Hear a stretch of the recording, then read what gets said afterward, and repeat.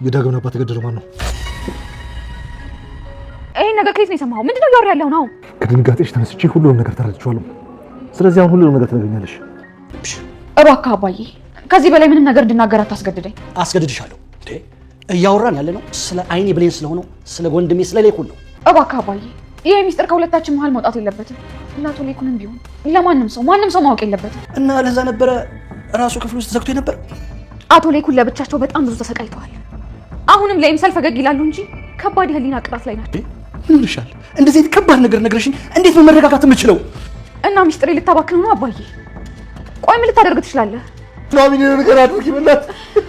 ኤሚ ነው ደብቀሽ ኤሚ ነቂ ባክሽ ኤሚ አንቺ ኤሚ አረ ሰዎች ናሆም በመጨረሻም የተደበቀውን ሚስጥር ከአነጋገራቸው ጀምሮ ኤሚ ውሸቷን እንደሆነ የደበቀችው ነገር እንዳለ የዳግምን አባት ግድያ በተያያዘ ነገር ከቤተሰቦቻቸው ጋር እንደሚገናኝ ታዲያ ኤሚ ሲያናገራት ኤሚ ያላት ድንጋጤ በዚህ ጉዳይ ላይና በዚህ አጀንዳ ሲነጋገሩ ኤሚ ያላት ድንጋጤና ፍራቻ ለሚጠይቃት ጥያቄ ምላሽ ማጣቷ እንዲሁም ደግሞ ኤርሚያስን እንድታገኝ ማግኘት የለብህም እሱን አታገኘው ለቤተሰባችን ጥሩ አይደለም ምንጊዜም የታወቀ ነው ኤርሚያስ እሱን ተው ማለቷ ጥርጣሬ ፈጥሮበታል።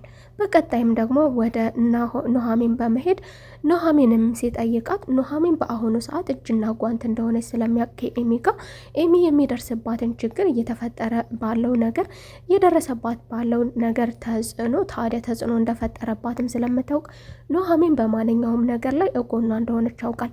ታዲያ ይህንን ነገር ደግሞ ኤሚ የተጨነቀችበትን ነገር ማንኛውንም ነገር እንደምትነግራት እርግጠኛ ነኝ በማለት እኔ ይህንን ነገር በራሴ መንገድ ደርሼበት ከማወቄ በፊት አንቺ የምታውቂውን ነገር እንድትነግርኝ ይፈልጋሉ በማለት ኑሐሚንን ጠይቋን ነበር ናሆም።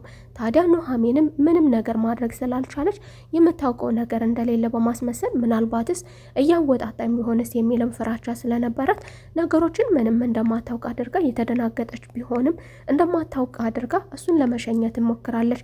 ነገር ግን ቢሆንም ድንጋጤዋና ካነጋገሯ ከሱ ጥያቄ የሷ ምላሽ መደናገጧ ይህንን ነገር እውነት እንደሆነ ማረጋግጦለታል። ይህንን ነገር ታዲያ ሁላችሁንም ተውት። ይህንን ነገር ለማወቅ እኔ በራሴ መንገድ ከሄድኩኝ እውነታውን ደርስበታለሁ። ነገር ግን ከዛ ቀድሜ እናንተን እንጠይቃችኋለሁ፣ እንድትነግሩኝ እየለመንኳችሁ ነው፣ እየጠየኳችሁ ነው በማለት ታዲያ ኤርሚያስ ይህንን ነገር የሚያውቅ ከሆነ የዚህ ነገር ምንጩና የዚህ ነገር ምክንያቷ ይህንን ነገር ልታመጣም የምትችለው ሚስጥሩንም ልታውቅ የምትችለው ምንጩ ከአምራን ነው በማለት ታዲያ ቀጥ ብሎ ናሆም ወደ አምራን ነበር የሄደው። አምራንም ይህንን ነገር ከመናገሩ በፊት በተፈጠረው ነገር ሊያናግራ ሲሄድ ከዚህ በፊት በተፈጠረው ከቀናቶች በፊት በተፈጠረው ነገር ነፍሰ ጡር ነኝ ብላ ወደ ናሆም መታ የናሆምንና የኑሐሚንን ትዳር ጋብቻቸው እንዳይቀጥል ባደረገችው ሴራ ከልጅቷ ጋር እየተነታረከችና ገንዘቡን እንደማትከፍላት እያጭበረበረቻት እያለ ነበር የደረሰችው። ታዲያ በዚህም ክህደት የደረሰባት ልጅም ደግሞ እውነታውን ከመናገሬ በፊት ገንዘብ እንድትከፍኝ እፈልጋለሁ፣ የተስማማንበትን ገንዘብ እንድትከፍኝ እፈልጋለሁ በማለት የጠየቀቻት ሲሆን አምራን ግን በዚህ ነገር ውስጥ ላሽ ብላታለች። ምንም ነገር የምከፍልሽ ነገር የለኝም፣ ምን ሰርተሽ አታፍሪም እንዴ ገንዘብ ስትይም በማለት ልጅቷም ይሄንን ነገር እኔ እኮ አሁኑኑ ሄጄ ለእነሱ መናገርና ማስረዳት እችላለሁ፣ ለእነሱ እውነታውን ማፍረጥ እችላለሁ፣ አንቺን ማዋረድ እችላለሁ ያለች ሲሆን ወዲያውም በዚህ መካከል ሆነው ታዲያ ናሆም ደግሞ ወደ አምራን በሄድ አባቴ ምን እንዳደረገና የዳግምን አባት ማን እንደገደለው ቤተሰቦቼ ጋር ይሄ ነገር እውነት ይያያዘ ነው ወደ ኤርሚያስ ከመሄዴ በፊት ኤርሚያስ ይህንን ነገር ሊያገኘው የሚችለው ከአምራን ስለሆነ ስለዚህ አምራንን እኔ መያዝ እችላለሁ ወይም ደግሞ ታረቅሻለሁ ብላት እንድትነግረኝ ትችላለች በማለት ነበረ ወደ አምራን ሄደው። ታዲያ ናሆም በቦታው ሲደርስም ያላሰበው አዲስ ነገር ነበር የገጠመው። ከዚህ በፊት ነፍሰ ጡር ነኝ ብላ የመጣችው ልጅ ከዛ ፎቶ ጋር ኤዲቲንግ ተደርጎ እሱን ያስረገዘኝ በማለት የኑሐሚንንና የናሆምን ጋብቻ እንዳይቀጥል ያደረገችው ልጅ ከሷ ጋር ሆና እየተጋጩ ባደረጉት ድርድር ምክንያት እንዳልተስማሙና ልዩነት እንደተፈጠረ አምራን እንደካደቻት ነበር የደረሰው። ታዲያ ልጅቷም ደግሞ በመካከላቸው የተፈጠረውን ነገር ስላልከፈለቻትና ስላናደደቻት ስለዚህ እሷ በዚህ ነገር ተስማምተን ነበረ ይህንን ነገር እንዳደርግ ያደረገችኝ ሁሉንም ነገር እንደዋሽ ያደረገችኝ አምራን ነበረች በማለት እንግዲህ አምራን በድጋሚ ከባድ ውሸት አግኝቶባታል።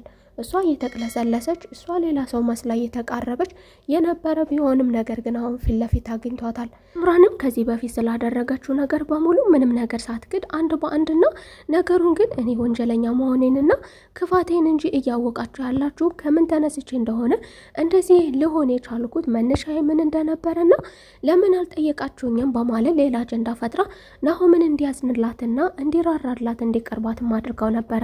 ታዲያ በነገረችው ነገር በሙሉ በማዘንም ናሆም ነገሮችን በቀስታ ካለፈና ካረጋጋተም በኋላ ወደ ገደለው ናሆምም አሁን አንድ ነገር እንድትነግርኝ እፈልጋለሁ፣ እንድትደብቅኝ አልፈልግም፣ ሁሉንም ነገር አውቀዋለሁ፣ ይሄንን ብቻ እንድትነግርኝ እፈልጋለሁ፣ ምንም ነገር አላደርግም በማለት ታዲያ የተፈጠረውን ነገር የዳግምን አባት ማን እንደገደለውም ጠይቋታል። አምራንም በቀላሉ ይሄንን ነገር መናገር አልፈለገችም ነበረ። ቢሆንም ግን ናሆም ማወቁ ስለማይቀርና ይህ ነገር የተፈጠረው አጋጣሚ አቶ ለይኩን ያደረገውን ቢሆን ነገር ግን ይህ ነገር አጋጣሚ እንደሆነ ነግራ የዳግምን አባት እንግዲህ ቤተሰቦቹ እንደገደሉትና በተለይም ደግሞ ወይዘሮ ዝናሽና አቶ ለይኩን ከገደሉትም በኋላ ወደ ጫካ በመውሰድ ሲቀብሩትም የሚያሳየውን ቪዲዮ እንዳየችም ማንኛውንም ነገር ያላትን ነገር ማስረጃ በሙሉ ነግረዋለች። ኑሐሚንም ለአባቷ አቶ ለይኩን የገቡበትን ጭንቀትና ራሳቸው ላይ በር በመቆለፍ ለምን እንደሚሰቃዩ አቶ ለይኩን የገቡበት ነገር ቀላል አለመሆኑንም ነግረዋለች። ኑሐሚን ለአያቷ አንድ የደበቀችው ነገር እንዳለ ከናሆም ይህን ነገር ደግሞ መነገር የማይችል ማንም ሊሰማው የማይችል ቀላል ነገር አለመሆኑንም እንዲሁ ደግሞ ባለመናገሯም ሰላም እንዳጣችና ብትነግረውም ደግሞ በጣም ከባድ ነገር ማንም ሊሰማው እሱም ቢሆን ይህን ነገር ሁላቸውም እያወቁ ከሱ የተደበቀው ለእሱ በጣም የሚከብድ ነገርም ስለሆነ ነው በማለት ለአያቷም ችግር ውስጥ እንዳለችም ነግራታለች። በሌላ በኩል ይህ ነገር ከባድ ተጽዕኖ ከፈጠረባቸው መካከል የመጀመሪያ ተጽዕኖ ፈጣሪ የተፈጠረባት ኤሚ ነች። ኤሚ እንግዲህ ቤተሰቦቿ እያንዳንዱ ያደረጉት ነገርና የሰሩት ወንጀል ከዚህ በፊት እናቷ በማንኛውም ክፋት አብራት የምትሰራ አብራት የምትኖርና እንዲሁም በማንኛውም ነገር ሼር ስታደርጋት የነበረች አሁን ላይ ደግሞ ጦሳቸው ወደ እሷም ተርፏል። ነገሮችን አስተካክላለሁ እያለች ነገር ግን ከእለት እለት ደግሞ እየባሱ መጥተውባታል። ታዲያ በመጨረሻም ደግሞ ኤሚ ተስፋ ወደ መቁረጥ ደረጃና እንዲሁም ደግሞ ራሷንም ለማጥፋት ደረጃ ተነሳሽነት ያደረጋት ለዚህ ነገር ወደዚህ ነገር እንድትገፋፋ ያደረጋት ተስፋ እንድትቆርጥ ያደረጋት ኤርሚያስ ነበረ። ለዚህ ቤተሰብ መበጣበጥ ለዚህ ሁሉ ድርጊት ዋናዋ ተጠያቂ እኔ ነኝ። ኤርሚያስን እኔ ወደዚህ ቤት ባላመጣው ኖሮ ተይ የሚሉኝን ሰምቼ ቢሆን ኖሮ ለዚህ ሁሉ ነገር ባልተዳረኩ ነበረ። አሁን ይህ ሁሉ ሳያንስ ደግሞ አሁን ከዚህ ሰውዬ እኔ መጸነሴ ከዚህ ልጅ ነፍሰ ጡር መሆኔ ለቤተሰቦቼ ደግሞ ዳብል ሞት ነው። አባቴን በዚህ ሁኔታ ሆኖ ማየቴ የአባቴን ሕይወት ደግሞ በማስፈራሪያ እያሰቃየ ያለው አባቴ በእርግጥ ይህንን ወንጀል የፈጸመ ቢሆንም ነገር ግን እያሰቃየውና ራሱን ከቀን ወደ ቀን እየገደለ ከሞት የማይተናነስ ቅጣት እየቀጣ መሆኑና ማንኛውም ነገር ተጠያቂዋ እኔ ነኝ። እኔ ኤርሚያስን ባላቀርበው ኖሮ እኔ እንደዚህ ባላደርገ ኖሮ እኔ ባላቀርበው ኖሮ ወደ ቤተሰቦቼ ባላመጣው ኖሮ ተይ የሚሉኝን ነገር ሰምቼ ቢሆን ኖሮ ይህ ነገር አይፈጠርም እያለች ራሷን ስትወቅስ የነበረችው ኤሚ ታዲያ ዛሬ ደግሞ በመጨረሻም ራሷን ለማጥፋትም ተገዳለች። አምራን ሁሉንም ነገር ከነገረችው በኋላ ታዲያ አቶ ለይኩን ይሄንን ነገር ሆን ብለው እንዳላደረጉትና በቅጽበት ስሜታዊ ሆነው ይሄንን ነገር እንዳደረጉት አሁንም ድረስ ግን ከሞት የማይተናነስ ቅጣት ራሳቸውን እየቀጡ ናሆም የቤተሰቦቹን ማንነትና ይህን ነገር ማድረጋቸው አባቱም ያለበትን ማንኛውንም እውነት ካወቀ በኋላ አንድ ግራ የሚያጋባው ነገር ደግሞ ይህን ነገር ቤተሰቦቹ ካደረጉት ነገር ግን ደግሞ በምርመራ ውጤት የመጣው ነገር ምንድን ነው? ታዲያ የዳግም አባትስ እንዴት እንደዛ ሊሆን ቻለ? እንዴት የዳግም አባት አይደለም ሊል ቻለ ምርመራው የሚል ሌላ ጥያቄ ሲጠይቅም እንግዲህ አምራን የምትቀጥለው ሌላ ሴራ እንዳላት በዚህ ነገር ውስጥ ደግሞ ወይዘሮ ዝናሽን ወደፊት እንደምታሰቃያት ይህ ነገር እንግዲህ ወይ የዳግም አባት ሌላ ሰው ነው ሶስተኛ ሰው ነው የሚል አጀንዳ ሌላ ነገር እንግዲህ ሶስተኛ ካርድ አለኝ ሞግታለሁ እያለችም ቀጥላለች። ታዲያ ናሆምም ወደ ቤት እንግዲህ ቤተሰቦቹን የሚሆነውን ነገር ምን ማድረግ እንዳለብኝ አላውቅም እያለ ግራ የተጋባው ናሆም ወደ ቤት በብስጭት እንደተመለሰ ታዲያ ኤሚን የማይሆን ሁኔታ ውስጥ አግኝቷታል። ኤሚን ያልጠበቀው ሁኔታ ውስጥ አግኝቷታል። እስኪ ወድ ቤተሰቦች ሀሳብ አስተያየታችሁን ግምታችሁን ኮሜንት ላይ አሳውቁልኝ። ኤሚ ራሷን ስታ ነው ወይስ ራሷን የማጥፋት ሙከራ አድርጋ ነው ወይስ ደግሞ ከበቂ በላይ ሆኖ ትሞት ይሆን? ሀሳብ አስተያየት ኮሜንት ላይ አስቀምጡልኝ ግምታችሁን። የዛሬው ቪዲዮ ይህንን ይመስል ነበረ። ቪዲዮውን ከወደዳችሁ ላይክ ማድረግ እንዳትረሱ። ወዳችኋለሁ። በሌላ ቪዲዮ ተመልሰን እስከምንገናኝ መልካም ቆይታ